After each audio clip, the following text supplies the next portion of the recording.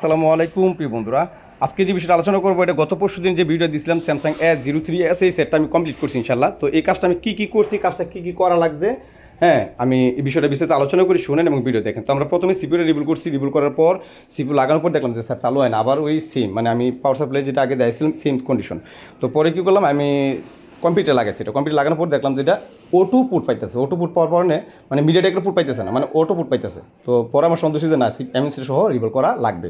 তো এর আগে আমি এবার দেখলাম যেহেতু এই সেন্সি আছে, এরকম সেন্সি আছে, তো আমি কী করলাম, আমি পাওয়ার এসিটার স্টিলের রিমুভ করছি, করার পর আমাদের পাওয়ার এসি যে বুট সিকোয়েন্সটা আছে এটা হলো 6357 CRBর অনেকগুলো ভিডিও কিন্তু আমার দেওয়া আছে বুট সিকোয়েন্সের, ওই পাওয়ার এসির যে টোটাল বুট সিকোয়েন্সটা। তো আপনি টোটাল বুট সিকোয়েন্স আমি চেক করছি, করার পর দেখলাম যে কোথাও কোনো সমস্যা নাই, সব ভোল্টেজ ঠিক আছে, মানে আমাদের বুট সিকোয়েন্সের যে ভোল্টেজগুলো পাওয়ার কথা ছিল সবগুলি আমরা পাইছি অ্যাকুরেট।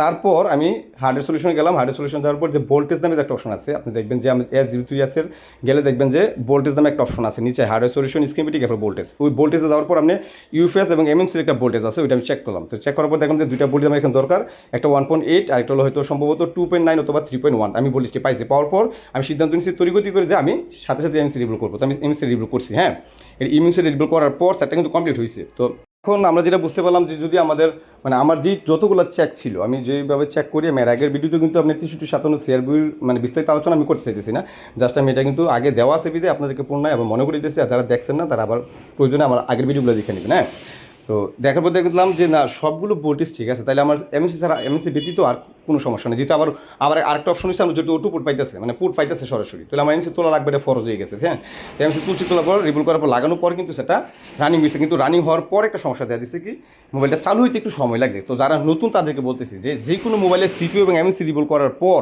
যদি কোনো 4 থেকে 5 মিনিট পর্যন্ত সময় নেয়, এটা নিয়ে টেনশন করার কিচ্ছু নেই। 5 মিনিট বা 6-7 মিনিট উপরে গেলে সমস্যা, 5-6 মিনিট পর্যন্ত সময় নিতে পারে একটা মোবাইল চালু হইতে, কোনো সমস্যা নেই। এই মোবাইলটা 6 মিনিট প্রায় 5 মিনিট 52 সেকেন্ডের মতো সময় নিয়েছিল, তারপরে গেছে চালু হয়েছিল। আমি আমি সময়টা ধরে রাখছিলাম যে কত সময় লাগে। হ্যাঁ, তো এই জন্য টেনশন করার কিছু নেই, কারণ সিপিউর টোটাল মানে পুরা মোবাইলের সবগুলো অপশন চেক করতে একটু সময় লাগবে। হ্যাঁ, তো আজকে পর্যন্ত ভালো থাকবেন, আল্লাহ হাফেজ।